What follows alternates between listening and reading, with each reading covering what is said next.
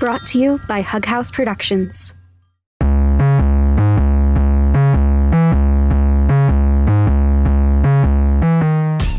All right, everybody. It is time. It is time to rank the Animorphs in increasingly, or maybe just consistently, stupid ways. Welcome to Never Morphed, the podcast in which I read all the Animorphs books for the first time as a 30-something-year-old. How fucking old am I? 33? 34? Am I turning 35? That can't be right. 1992. Whatever. Thank you for joining today in this special bonus edition of Never Morphed. I am very excited. This tier ranking is inspired by the hilarious and brilliant and incredible Hayley Whipjack, who I know has a TikTok presence, but I know them on YouTube.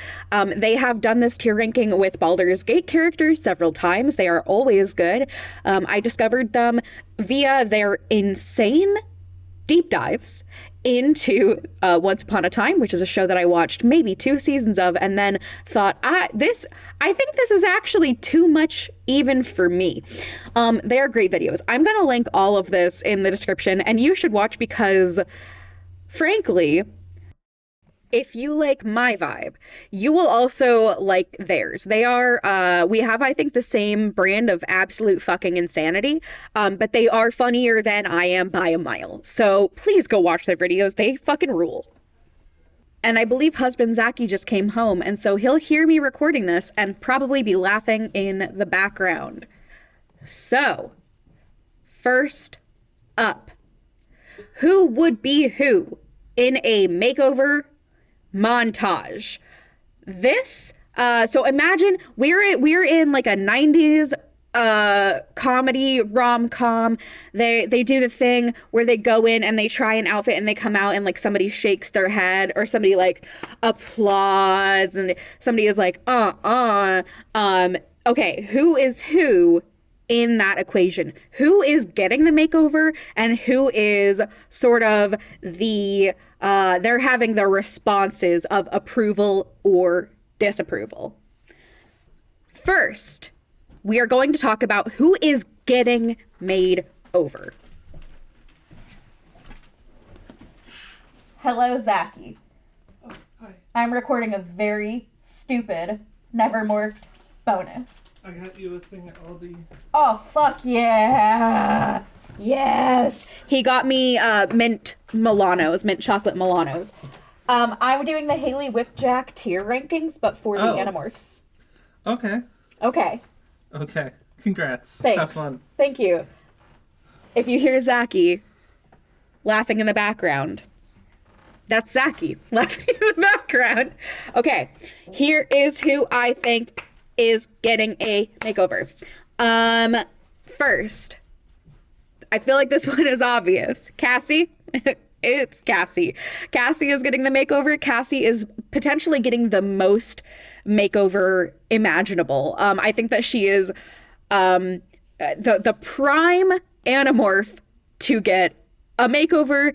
We've already have scenes of Rachel trying to make over her. So Cassie, first and foremost. Second up, I have Axe. Now, do I think it would be extremely funny if Axe were on the other side of the equation? Yes, I do. I think that would be incredible. That is maybe one of the funniest scenarios that I can think of. However, let's be so for real right now, because this is a serious matter. This is a serious matter that we must take seriously. Axe is definitely getting the makeover, and this is specifically to make sure that he looks like an actual human person.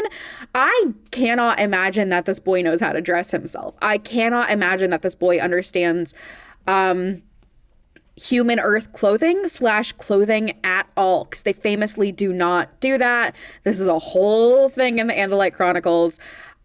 So the Axe, we need to teach Axe how to dress like an American human child in the 90s. Certainly. I really hope that one of his looks, he comes out with like a backwards hat and a skateboard and like big, huge shorts and a big tie-dye t-shirt. I also hope that we see him in all of these outfits, but as an Andalite as well. Where do the shorts go? That's up to you. It's not my decision, and you can't make me make it. Next up for getting a makeover is Jake. Now, Jake, I think, does know how to dress himself as much as any tween boy in the 90s knows how to dress himself, which I don't think is sufficient for reasons. Now, I do think that he would only be getting a makeover for some kind of event. Maybe he is doing a classic Will Williams subterfuge in a fancy party situation. Maybe he is having to go undercover somewhere. Maybe it is a school dance. Who is to say? Maybe he's going to ask Cassie to a school dance. Oh my God, maybe they're both getting a makeover for a school dance and they're going together and they both get made over and the people making them over know it, but they're not telling. They won't let the other one know. So they're both going to show up looking absolutely incredible. And then they're going to be like, oh, so you got tortured too. Jake is my next. And I think this is going to sound crazy. You're going to have to hear me out. I think that is the entirety of who is getting made over. So let's talk about who is giving the makeover. And I know I'm gonna have to make some arguments here. We understand this. Rachel is giving the makeover. I don't need to explain this. I don't need to explain that. You understand. You understand. Visser 1, she is also giving the makeover. I don't need to explain this. You understand. Tobias, I think, is perhaps the most confusing one of the bunch here. Why would Tobias have a stake? He's a bird. I understand this, but Tobias is opinionated, and Tobias is bitchy when he needs to be. And I think Tobias would have much more understanding of what is going on here than you might think, because that boy loves Rachel. And I think that he pays attention to what she cares about.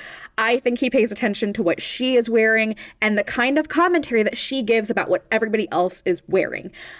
And I think it would be so funny if he was in his hawk morph the entire time, but also giving really bitchy feedback. I love this for him, and I do think it would happen in one of the books. Next up, Marco. Marco, I think, thinks of himself as somebody with drip. Does Marco have drip? Who is to say? I would like to think that he does. I love my baby boy. And I want to believe in his capability to dress himself. However, I do think he is the kind of 90s tween boy who wears like silky dragon shirts and like silky flame shirts. You know what I'm talking about if you were alive at this time. Like the silky button downs that are like screen printed with like metal and dragons and fire and lightning. Like, I think that's what we're working with here. But I do think that he thinks of himself as maybe the most qualified person around to be giving a makeover other than Rachel. I think that he would jokingly say that he is outclassing Rachel, but like he fucking knows he's not. Finally, Visser 3 is giving the makeover. Visser 3 is shaking his head no. I really love the image of like you come out in an outfit that Visser 3 does not like and he kills you immediately. And then you come out again, like it just kind of starts over, like you never actually perma-die, but he does kill you every single time. I also like the idea that you come out and you're wearing something he loves and he's applauding and he also still kills you. Next one is what class they'd all play in D&D. Actually, this one requires a bit more prep. I have to go write some things down. Okay, I've written things down. I have taken stock. Now, I want to be so specific. This is not what I think each character would be if they were a D&D character. That is not what we're talking about here. Mostly because I think that all of the Animorphs kind of by definition would have to be like wild shape druids, right? Like that's kind of the whole thing. This is if they were sitting down to play D&D, which I do think that they would do. I think this would be Tobias's idea. I think that everybody would think that it's lame until they start playing, and then I think they would be really fucking into it. This is who they would play, like what I think would interest them most. Starting off, Marco. Marco is playing a rogue. Obviously. He is going like 50-50 charisma and stealth. He has little daggers and knives. He is not a crossbow boy. He is getting up and personal with knives, and he is going to try to charm you, and if he can, he is going to stab you and slice you apart. Cassie straight up also would play a druid. I think she'll take any opportunity to have animals around her. I think that this one is pretty straightforward. I think maybe if Cassie feels embarrassed about picking druid when very obviously that is the thing that she does day to day in life, she would pick a ranger instead. And she would have still some kind of animal familiar, definitely. Rachel would play a barbarian. I don't think that she has any interest in getting any further away from being a barbarian than she does in daily life. Now, Jake, I think, would go wizard.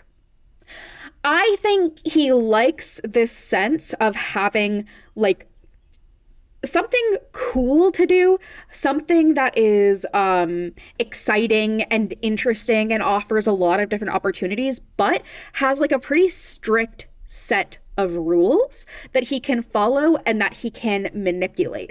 I think that he likes this structure, and I think that also having the structure maybe just like takes a weight off of his shoulders a little bit. This is also why I don't think he would go for paladin or fighter, is I think that he would prefer being a glass cannon and maybe like getting to strategize but not being in charge of things. For once, somebody has already laid out the structure for him. He gets to play in that structure, and he does not have to be up close and personal doing the fighting. He can be in the back. He can be doing interesting other shit. He can be like manipulating terrain if he needs to, setting traps if he needs to with magic. I think he would get a lot from that. Tobias, meanwhile, I think we're going sorcerer. I think this is kind of the opposite. I think he does like being a glass cannon. I think that he also likes this like high, like really high fantasy side of playing. But I think he wants the chaos. I think that he wants time to like experiment and get weird and leave things up to chance in a way that is not terrifying. Because it's not like there's not real world ramifications for this, and I think that it would give him a sense of control over chaos and getting to experience that chaos without it being like life-threatening all the time. Axe, I feel like would be a paladin. Again, I feel like he would look at all of the classes and see paladin and be like, why would anybody play anything different? This is the only good one. Or fighter. Like this one or fighter, they're the only good ones. Why would anybody pick anything different? I don't think that he would understand the sort of escapism of the other classes. Now, I do think that as he played more and saw other people playing those classes, he might eventually be open to others. And I think he might go fucking hog wild, like some crazy homebrew shit. I think that he would be the most, after a few years of playing, I think he would have the most like Sparkle Dog, Mary Sue, like main character syndrome character imaginable. But I do think it's going to take him a while to get there. Visser 1, hear me out, Bard. Bards I know have a and this is not because she's hot. I actually didn't even think of that until right now. I do think it would benefit her. When I think of bards, the way that... So I have run a campaign that was set basically in a very corporate setting. And I played, one of the NPCs was a bard who was like an HR person. So sending out memos, doing like morale boosts as buffs. I think this is very funny. And in my head, ever since, I do kind of think of bards as like project managers. And I feel like that's what she is doing.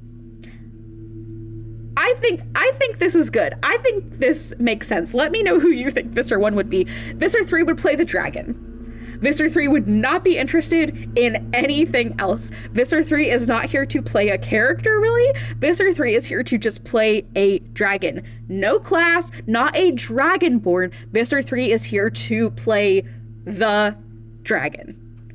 If you give him any other option, he kills you.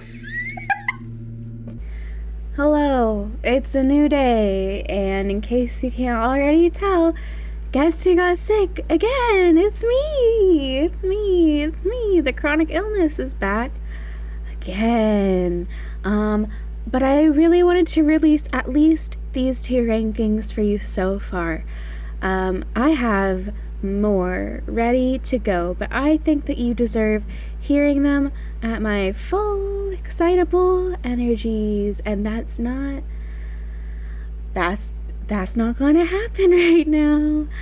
And I recorded for book 15.